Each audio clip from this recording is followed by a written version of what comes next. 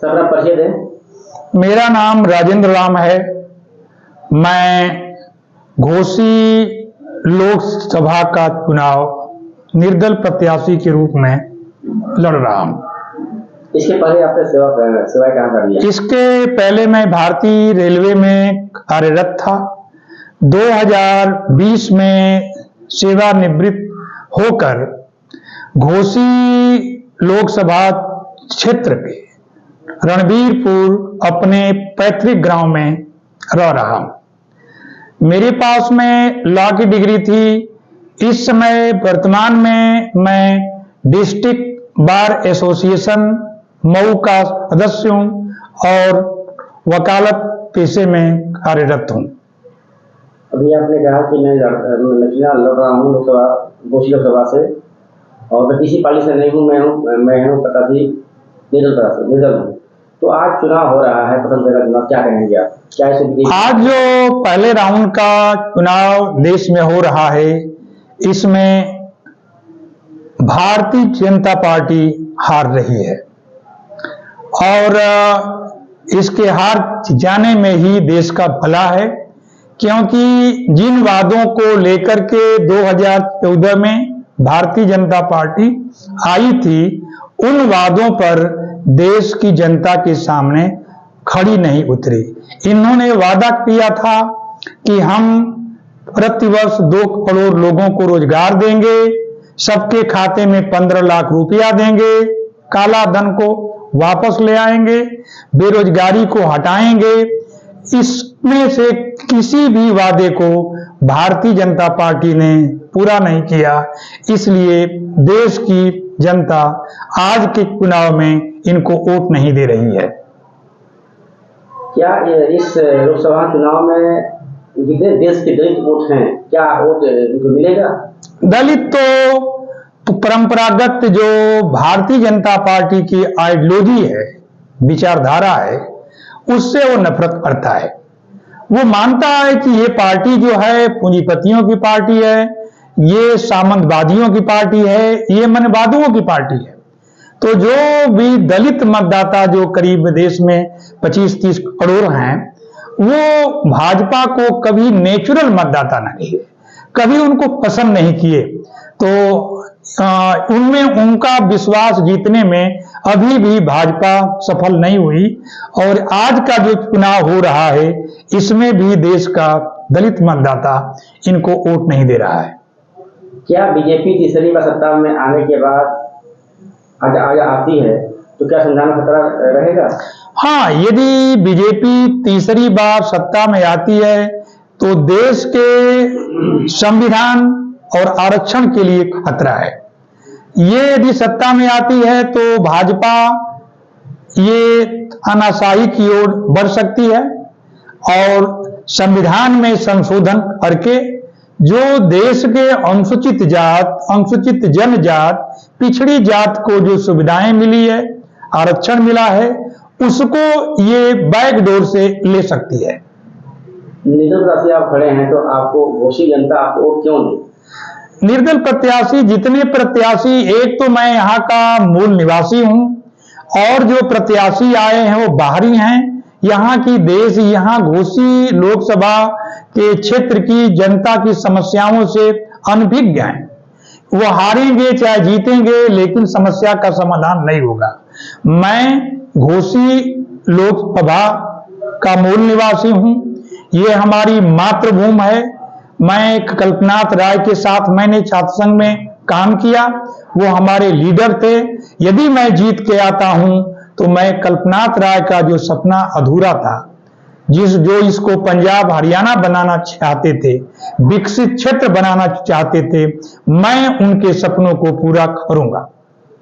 आप अभी कह रहे हैं कि बीजेपी वोट नहीं करेगा और जो वर्तमान प्रधानमंत्री हैं मोदी जी, वो कह रहे हैं कि मैं 462 पा रहा हूँ।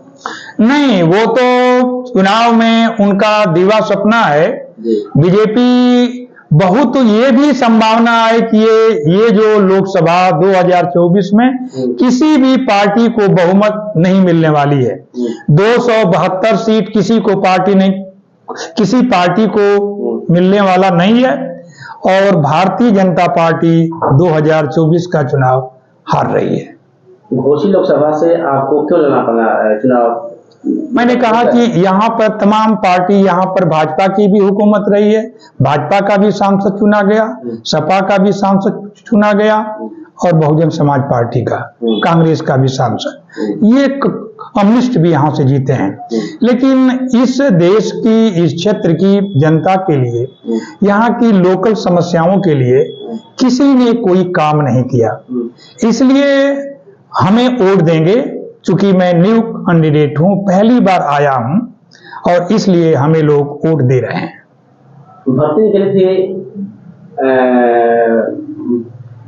भारतीय सेना अग्निवीर योजना, क्या क्या बीजेपी को क्या फायदा होगा? अग्निवीर जो है बीजेपी के हारने में अहम रोल अदा करेगी, क्योंकि जो आदमी 60 साल के बाद रिटायर होता था, ये 3.5 साल का, 4 साल का, कोई 17, 17.5 साल की उम्र में आएगा और 22 साल के बाद सेवानिवृत्त हो जाएगा, तो उसकी तो शादी ही नहीं होगी, वो तो नौकरी ही नहीं है। 4 साल की नौकरी कोई नौकरी थोड़ी होती है।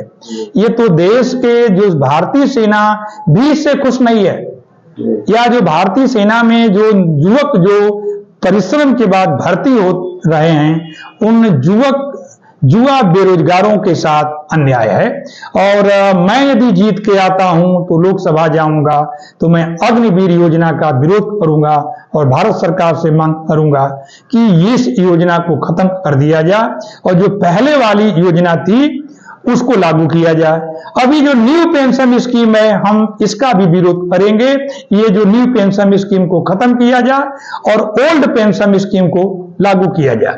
और करीब देश में करोड़ों लोग सेवा में हैं, राज्य सरकार के नौकर हैं, केंद्र सरकार के हैं, लेकिन नई जो न्यू पेंशन स्कीम जो लागू हुआ उससे बहुत दुखी हैं और पिछले 20 साल से मांग कर रहे हैं कि इस योजना को खत्म करके ओल्ड पेंशन स्कीम को लागू किया जाए। आजकल पीएम जहां भी जा रहे हैं नरेंद्र मोदी, तो हर मंच के माध्यम से यही कह रहे हैं कि मैं 80 करोड़ जनता को मैं राशन दे रहा हूँ फ्री में।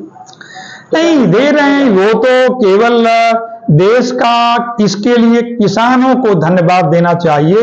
हमारे देश का किसान खून पसीना बहा करके इतना अनाज उत्पन्न कर रहा है कि जितनी आवश्यकता से अधिक है, इसलिए सरकार उस सरप्लस अनाज को बांट रही है और बांट करके खिला करके और इनका वोट लेना चाह रही है। लेकिन जनता जो है वो सरकार का अनाज नहीं है, वो हमारे देश के किसान हैं, उन्होंने इतना पैदा किया कि उसको बांट रही है, सरकार अपना कुछ नहीं बांट रही है। घोसी लोकसभा जो जितने जनता है, जितने वोट रहे हैं, उसे आप क्या कहेंगे? मैं घोसी जनता के सभी मतदाताओं से मेरा आग्रह है, नम्र निवेदन है, मैं उनसे प्रार्थना करता हूं कि आप बहुजन समाज पार्टी, समाजवादी पार्टी और भारतीय जनता पार्टी तीनों को हराइए और हमको जिता करके लोकसभा में भेजिए। आखिरी सवाल, 2014 में जब नरेंद्र मोदी जब आए थे फील्ड में, तो उन्होंने बड़ी बड़ी वादे की, देखिए 2 करोड़ नौकरी दूंगा और जितना कालाधन है 15 लाख वापस लाऊंगा, तो क्या मतलब वापस आया?